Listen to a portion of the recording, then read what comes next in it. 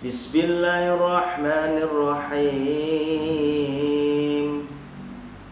Alhamdulillahilladzi 'ammal wujuda birahmatihi wa fadha 'ala kulli mawjudi sijala ni'matihi wa 'amal anama bi bahari wujudihi wa karamihi subhanahu la nuhsi thana'an 'alaihi innal amra kullahu minhu wa ilaihi la ilaha illa huwa ahkamu hakimin wa arhamur rahim. Ahmaduhu subhanahu wa ta'ala washkuruhu wa atubu ilaihi wastaghfiru min jami'i dhunubi wal ma'athimi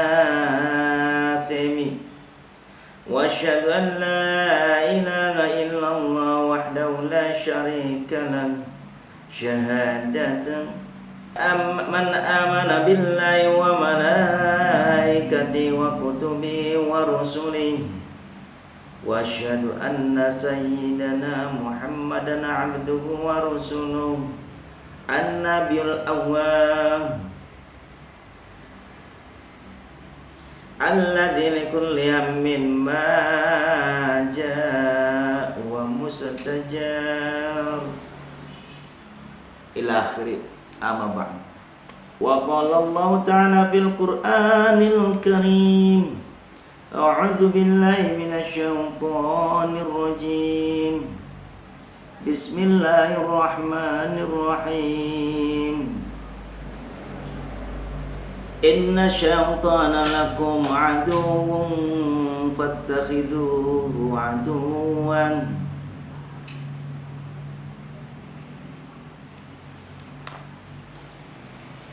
Pertama-tama mari kita ucapkan syukur alhamdulillah yang mana pada siang hari ini kita masih diberkahi, diberi keselamatan, kesehatan dan nikmat yang tidak terkira, sehingga kita tidak bisa menghitungnya. Dan entah bagaimana cara menghitungnya dan entah bagaimana caranya kita membalasnya. Yang pasti dengan masih kita diberi kenikmatan oleh Allah, mari kita selalu taat kepada Allah. Apa yang diperbolehkan oleh Allah dan apa yang tidak diperbolehkan Allah itu jangan kita langgar dan jangan kita lakukan.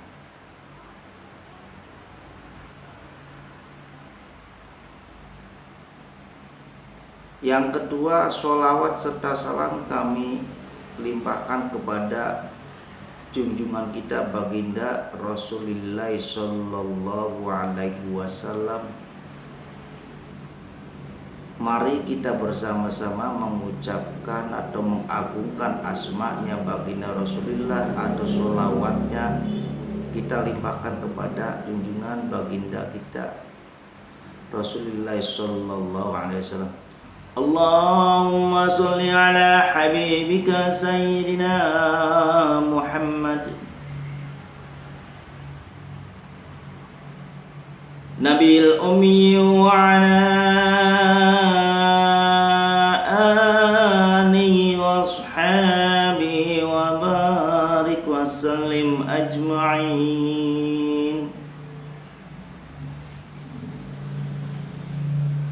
Dan kesempatan pada hari ini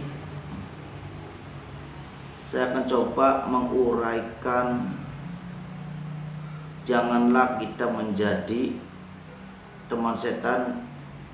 Akibat jadi teman setan itu yang mana kita akhirnya jadi tidak ada kontrol dalam menjalankan kehidupan ini. Yang ada adalah kesenangan, bagaimana mendapatkan kesenangan. dan tidak mengerti bahwa kesenangan itu hanyalah sekedar lewat,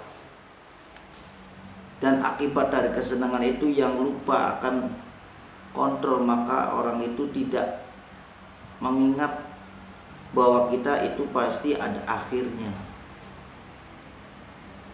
Inna syaitana lakum aduwwun fattakhidhuhu aduwan.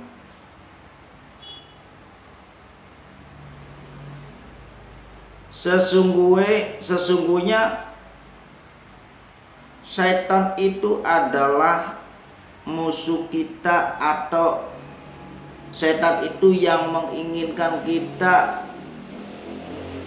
ikut serta menginginkan kita supaya ikut kepada pasukan setan atau pasukan iblis, yang mana akan bersama-sama masuk ke dalam neraka.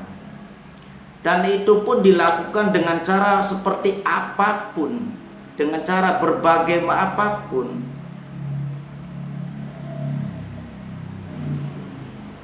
Sehingga kita sendiri apabila sudah terkena himbauan atau terkena rayuan setan, maka kita sendiri kehidupannya tidak punya kontrol, dan tidak ada rasa takut akan suatu dosa, tidak ada rasa takut melawan Allah. Kenapa? Karena yang dikatakan mereka itu, kita hidup di dunia ini adalah yang bagaimana kita rasakan.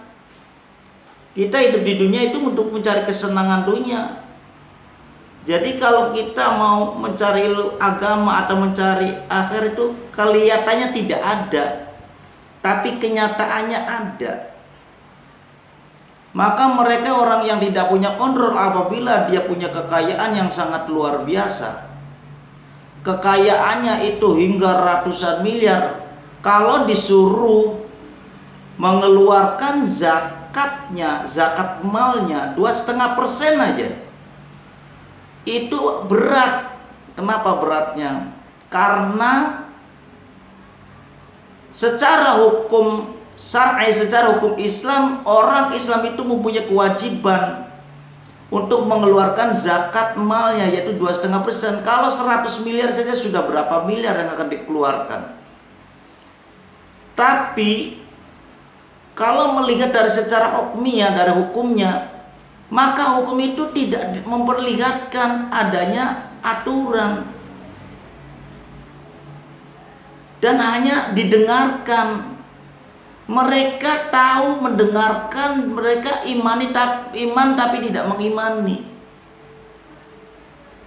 Mereka itu hanya ada sedikit berani, ada sedikit tidak berani, tapi kebanyakan beraninya melanggar aturan Allah. Kalau dilihat dari secara hukum Islam, kita zakat mal itu harus. Tapi kalau kalian melihat uangnya yang begitu banyaknya mau dibagikan, itu sayang kebanyakannya. Maka terjadilah di situ kontrolnya orang itu sudah mulai lepas, dan itu adalah racun yang racunnya? Racun bagi mereka yang tidak mau mengeluarkan zakatnya, yaitu dimakan oleh sendiri lagi, dan itulah racunnya. Jadi apa yang jadi kewajibannya tidak dikeluarkan, dan apabila yang tidak dikeluarkan itu dimakan untuk sendiri, nah itulah racunnya. Racun yang akan bereaksi nanti setelah mati.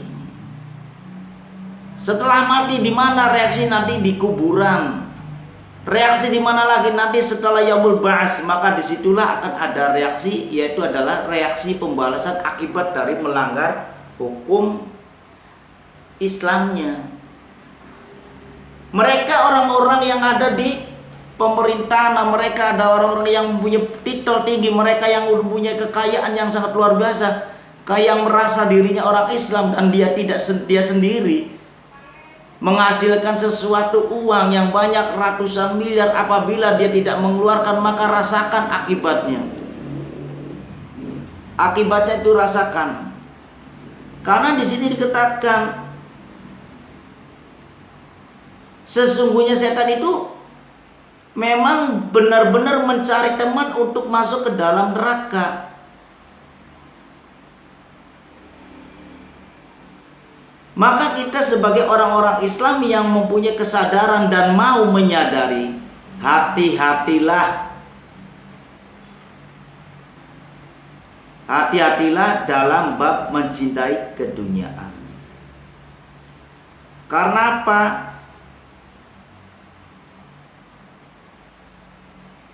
Karena sebab itu keduniaan di dunia itu keduniaan itu adalah bibit dari segala dosa dan dapat merusak amal soleh. Hubbud dunya ra'su kulli khati'atin.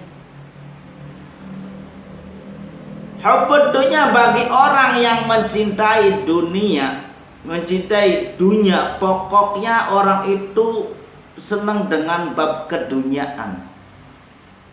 Maka ketahuilah bahwa keduniaan itu sumber daripada kejahatan apabila orang itu tidak bisa mengontrol dunianya.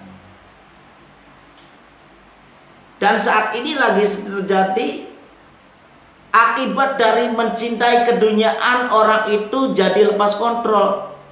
Menganggap orang lain itu bodoh, menganggap orang lain itu sepele, menganggap orang lain itu tidak ada artinya. Maka orang itu sewenang-wenang dalam menjalankan amanahnya.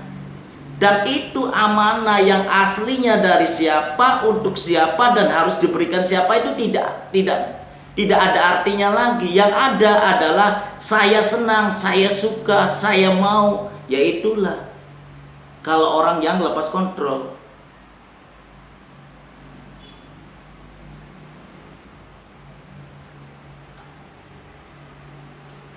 Dan ketahuilah, banyak orang-orang yang sekarang ini mengenal keduniaan itu, mengenal mencari harta hanya sekedar untuk kesenangan atau untuk kepuasan.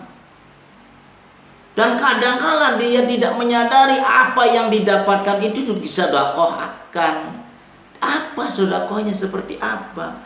Kadangkala orang itu hasil dari korupsi, kadangkala itu hasil dari nggak tahu dari apalah yang nggak benar, malah disedekahkan. Alasannya ada lagi yang bikin kacaunya, bahwa apa yang diperbuat oleh kita yang tadinya nggak benar, menghasilkan harta yang tidak benar, apabila dizakatkan nantinya jadi suci.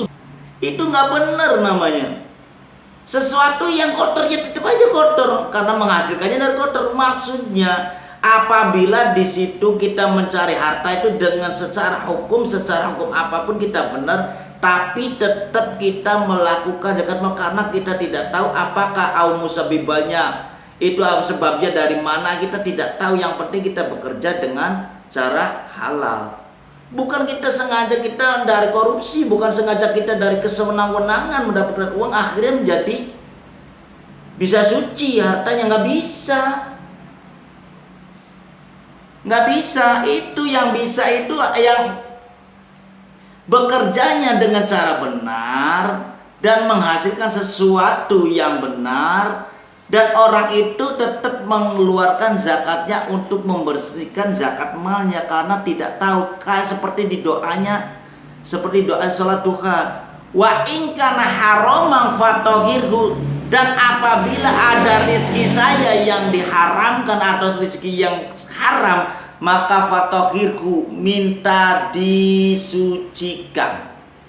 Itu bukan berarti kita berbuat mencari rezeki yang tidak halal, tapi mencarinya yang halal, jangan mencari yang haram.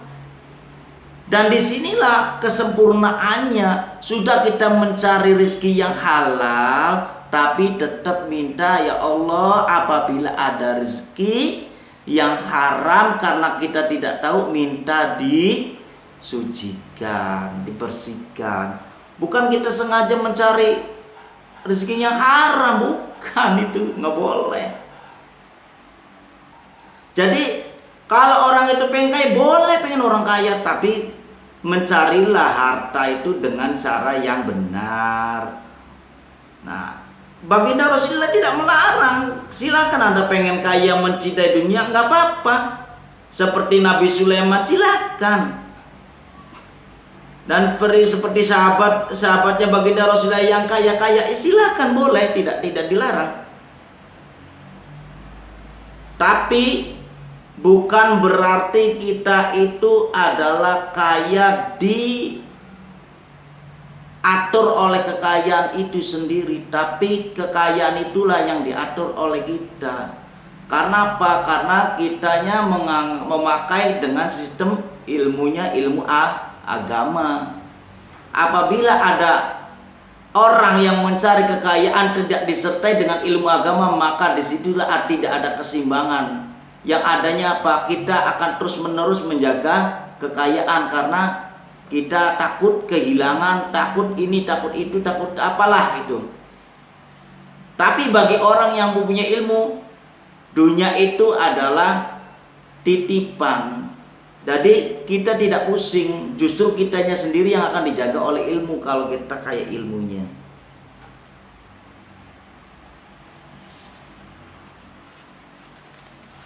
Nah itu kitanya.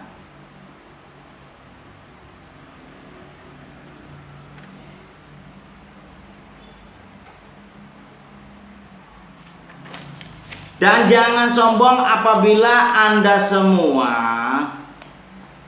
sudah mendapatkan sesuatu yang menurut Anda itu adalah cita-citanya tercapai, itu janganlah sombong, maka pergunakanlah apa yang kamu dapatkan, apa yang kamu rasakan, apa yang kamu sudah terima dari Allah. Maka pergunakanlah untuk di jalan Allah. Min alamatil i'timadi 'alal 'amali nuqsanur raja'i 'inda wujudi zalali. Setengah dari tanda bahwa seorang itu bersandar diri kepada apa? Yaitu kepada amal usahanya. Jadi kadang ini orang yang benar-benar artinya mencari harta dengan yang benar itu tetap akan mengandalkan yaitu apa yang jadi pemberian Allah, yaitu berupa tangan, berupa akal, berupa mata, berupa hidung, berupa telinga, berupa kaki, berupa badan, dan semuanya itu digerakkan untuk menghasilkan sesuatu, yaitu disuruh mengolah yang ada di dunia dan menghasilkan sesuatu menjadi rezeki kita.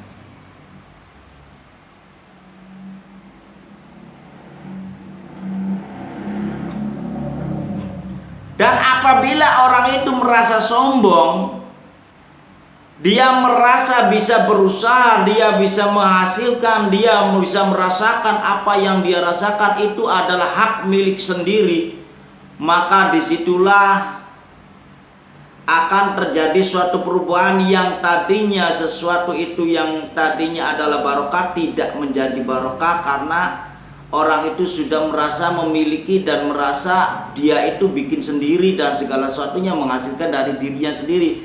Padahal orang itu tidak menyadari bahwa semua apa yang diterima oleh kita itu adalah dari Allah.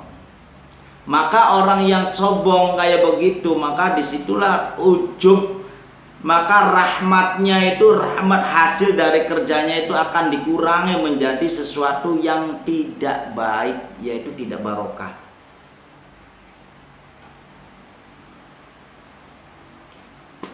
Jadi rahmat dari Allah itu akan mengurangi apa yang kenapa? Karena mereka itu sudah berpikir merasa dirinya itu paling bisa. Nah itulah yang terjadi saat ini yang ada di atas itu ya kayak begitu. Yang namanya Tuhannya sendiri itu tidak ditakutin, malah takut tidak punya harta. Itulah yang terjadi saat ini. Maka orang itu dengan cara seperti itu menghasilkan uangnya atau menghasilkan hartanya, maka tidak ada kontrol sosial, kontrol apapun itu tidak ada. Yang ada itu saya mau, saya senang, saya suka, saya dapatkan, itu udah pemikirannya seperti itu. Masa bodoh dengan orang lain sengsara, masa bodoh dengan orang lain kelaparan. Tapi kalau orang Islam dia mengaku dirinya orang Islam yang sebenarnya, maka mereka akan berpikir dengan apa? Dengan bijak. Karena apa dengan bijaknya? Karena mereka dulunya belajar ilmunya itu dengan cara dipakai adabnya. Apabila orang mencari ilmu dipakai adabnya, maka ilmunya jadi bagus. Apabila ilmunya sudah jadi bagus, maka orang itu amalnya jadi bagus. Kalau amalnya sudah bagus, maka orang itu akan jadi bijak. Itu kenyataannya. Karena kenyataannya orang yang kita lihat saat ini yang lagi terjadi orang Islam, tapi orang itu akalnya bukan seperti akhlak Islam. Akhlaknya itu adalah akhlak yang dikontrol oleh setan. Maka terjadilah dia tidak peduli dengan orang sengsara, tidak peduli dengan orang apapun. Yang penting dia itu senang, suka, apapun dia itu bisa miliki, masa bodoh dengan orang lain. Nah, itulah akibat daripada orang Islam yang sadar tidak mau menyadari, dan dulunya mencari ilmu tidak pakai adab. Yang ada itu adalah yang dipakai ilmu syaitan. Maka orang tersebut tidak tahu yang namanya mana yang benar aslinya dan mana yang salah aslinya. Yang ada itu merasa benar dirinya sendiri. Apa yang dilakukan itu tidak ada yang salah, benar semua. Jadi tidak berpikir, tidak mementingkan untuk umat, tidak mementingkan untuk kemaslahatan umat, tidak. Yang ada itu tidak ada seperti itu. Yang ada itu senang. Jadi terjadilah seperti orang seperti itu, maka terjadi amalia yang jelek. Dan ini adalah teguran. La ta'adda niyatu himataka ila ghairihi fal karimu la takhattahul amalu.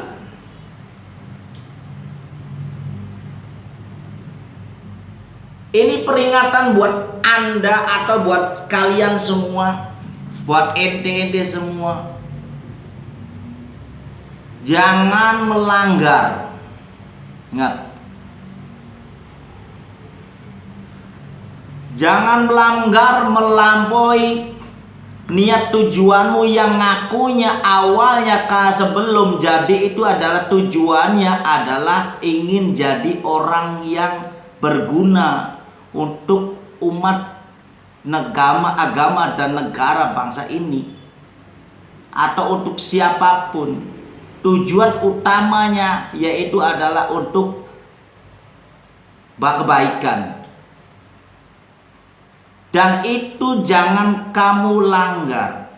Apabila kamu melanggar amanah yang kamu dulu janjikan, maka akan terjadi sesuatu yang sangat mengerikan.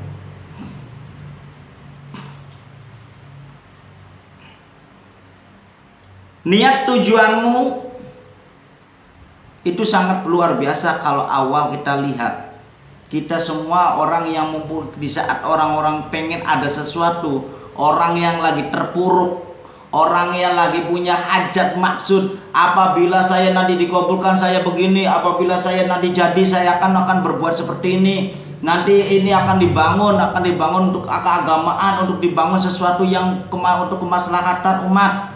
Tapi mana buktinya? Banyak orang-orang yang mengkhianati amanat yang dulu dikatakan sendiri. dan itu akibat dari godaan syaitan, maka orang itu tidak punya kontrol. Hasrat yang tadinya ingin mendapatkan sesuatu kebaikan untuk kebaikan umat, maka di situ tidak ada kontrol, karena matanya ditutup, hatinya ditutup, telinganya ditutup, yang ada itu yang terlihat dan yang terdengar dan tercium, yaitu yang ada di lingkungan neraka, yaitu adalah hubbud dunya. Karena kesenangan dunia, gemerlap-gerlapnya keduniaan itu adalah adanya yaitu di sekeliling neraka. Apabila orang itu masuk ke dalam situ, berarti orang itu sudah mendekatkan diri masuk ke dalam neraka. Dan bagaimana orang-orang yang sekarang sudah menjadi orang yang berpangkat tapi tidak amanah, ya maka itu tanggung resiko sendiri, bukan saya yang nanggung resiko. Masa kita yang nanggung resiko? Yang nanggung resiko adalah orang yang melakukannya itu. Karena itu orang itu sendiri yang berbuat, maka silakan Anda terima akibatnya.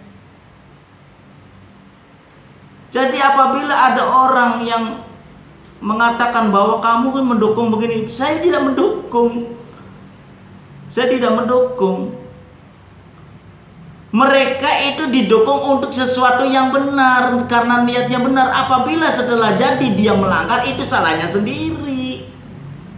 Jadi bukan salah umat, yaitu adalah mereka yang jadi itu adalah orang yang tidak amanah, yang belum sewaktu sebelum jadi, waktu dia ingin menginginkan Allah itu supaya jadi, menginginkan ke Allah itu adalah hajatnya dikabul.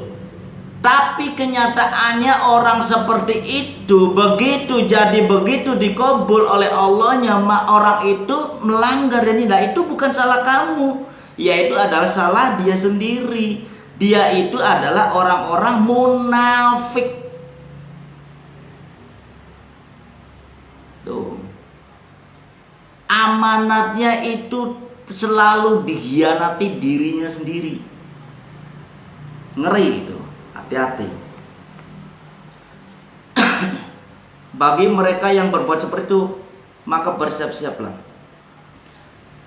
Kebohonganmu sekarang itu diselamatkan oleh kebohonganmu. Ingat itu. Kelak kebohonganmu itu akan menghancurkan dan meluluhlantahkan kamu. Ingat itu. Dengarkan ucapannya saya ini. Itu akan terjadi kepada ente semua.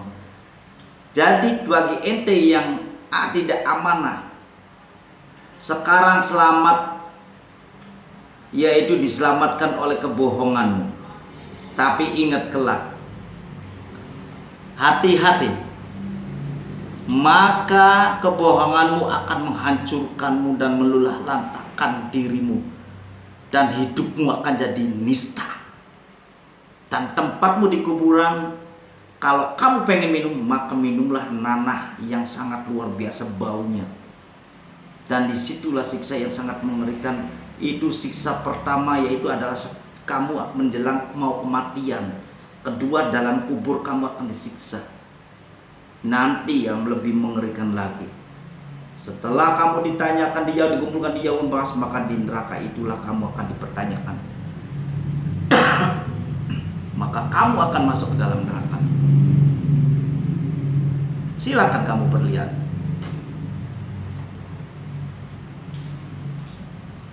Tunggu aja saatnya nanti. Insya Allah akan keluar kok. Husnul a'mali natabi'u husnul ahwali wa husnul ahwali minat tahaqquqi fi maqalatil ilzam. Baiknya amal,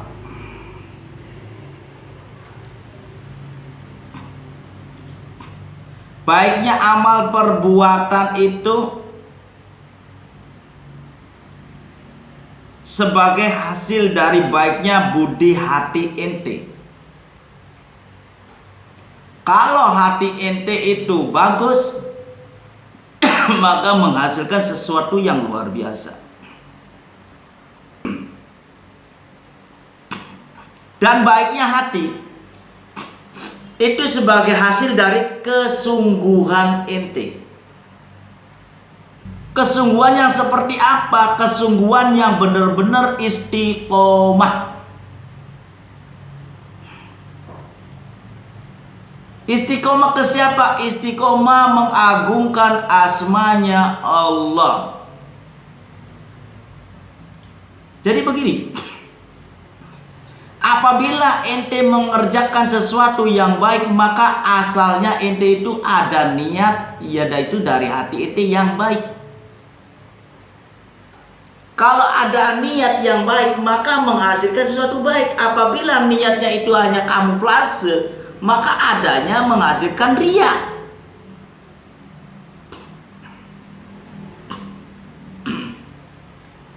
Dan mendapatkan hasil sesuatu yang baik itu karena diakibatkan karena kesungguhannya ente.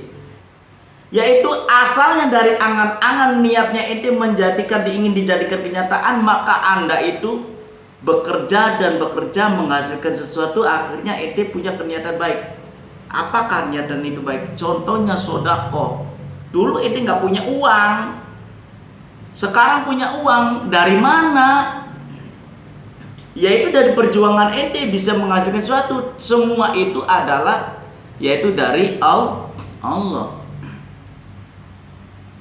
Dan setelah menghasilkan uang itu karena ada kesungguhan. Kesungguhan apa? Kesungguhan kita ingin mendapatkan uang dengan cara yang benar. Bukan caranya korupsi, bukan karena kita maling, kita apapun yang nggak benar itu bukan. Tapi kesungguhannya kita istiqomah, bekerja kepada Allah, malamnya yaitu mendekatkan diri, siangnya itu bekerja dengan nyata untuk nyata. Dan akhirnya menghasilkan sesuatu dunia yang barokah. Karena sinkron, bekerja dan tidak nyata untuk nyata, yaitu adalah mendekatkan diri kepada Allah. Yusabbihul lahu ma fis samawati wal ardi wal azizul hakim. Itulah. Dan bekerja nyata untuk nyatanya, yaitu adalah Anda siang bekerja menghasilkan sesuatu, yaitu rezeki. Dan apabila ente sadar dan mau menyadari, semua itu adalah dari Allah. Karena mengingin sesuatu yang hasil yang benar, apa yang diberikan oleh Allah itu yaitu adalah keberkahan, maka dibelanjakan untuk keberkahan lagi. Dikasihnya saja sudah berpahala, diberinya dibelanjakannya tentang dibelanjakan untuk sesuatu yang luar biasa. Maka itulah yang sangat dinamakan sangat luar biasanya minta ampun. Maka di situ terjadi yang namanya kenikmatan, nikmat lezatnya iman Islam. Maka orang itu akan bisa merasakan ketenangan, tidak seperti orang lain mencari tidak tahu siang, tidak tahu malam, babik sampai apa kemana. Dan itulah orang yang namanya bedunya. Bekerjalah wajar, jangan takut. Kalau kitanya disiplin dan kita terprogram, maka kita akan tercapai. Orang yang banyak mengeluhnya itu karena dia tidak punya goal setting, tidak punya planning, tidak punya kemauan, tidak punya keistiqomahan untuk mendapatkan itu semua. Tapi kalau ente benar-benar menginginkan sesuatu, ingin dijadikan nyatakan, nah disitulah kan ada kesungguhan, keistiqomahan kamu untuk mendapatkan sesuatu. Manjada wajad. Kalau ingin ente merubahkan dari yang tadinya melarat menjadi orang kaya, maka hatta yughirma bi anfusihim. Maka kamulah sendiri yang harusnya bisa merubah, bukan orang lain. Orang lain itu hanya bisa melihat, orang lain itu hanya bisa memperhatikan, bisa tepuk tangan. Kalau kamu sengsara, ya kamu kalau kamu jadi sukses, jadi kaya, orang itu pada senang, pada datang. Dan ya gimana lah, atau gimana kalau contohnya ke teman-teman kita, yang kaya pada datang muji-muji, tapi setelah melarat plepek kabur. Nah, itulah yang lagi terjadi seringnya. Dengan kita adanya krisis seperti ini, yaitu sekarang itu adalah krisis ekonomi dan krisis kepercayaan, itu adalah krisis tauhid. Makanya yang terjadi di sini itu banyak orang yang tidak takut dengan Tuhan, karena orang tersebut itu karena orang itu hanya mengaku dirinya adalah orang beragama, tapi kenyataannya dia itu agamanya tidak seberapa. Tapi semua itu adalah resiko mereka masing-masing yang mau berbuat seperti itu. Bagi kita semua, semoga saja kita itu selalu diberkahi oleh Allah, dilindungi Allah, dan kita semuanya diberi kemudahan, diberikan sesuatu yang sangat nikmat, diberikan, dilindungi oleh Allah. Dan insya Allah semuanya itu kita akan bakal menerima apabila kitanya mau dekat dengan Allah. Yasir lana kullal umuri wa'afina min kulli hammin aw bala aw ani. Yasir lana kullal umuri wa'afina min kulli hammin aw bala aw ani. Sekian saja keterangan dari saya. Apabila ada kekurangan, saya mohon maaf. Dan apabila ini kurang berkenan di hati Anda, saya lagi minta maaf. Karena saya sebagai manusia tidak luput dari kesalahan. Dan saya akui, saya ini adalah orang bodoh yang hanya kebetulan memberikan suatu keterangan yang ada di dalam kitab Hikam. Apabila itu salah adalah salah saya, apabila benar itu adalah benarnya Allah. Manusia itu tempatnya salah, tapi insya Allah saya akan tetap berusaha dan selalu berusaha. Nah, sekian saja keterangan dari saya, pengajian Oden. Saya ucapkan alhamdulillahirabbil alamin. Assalamualaikum warahmatullahi wabarakatuh.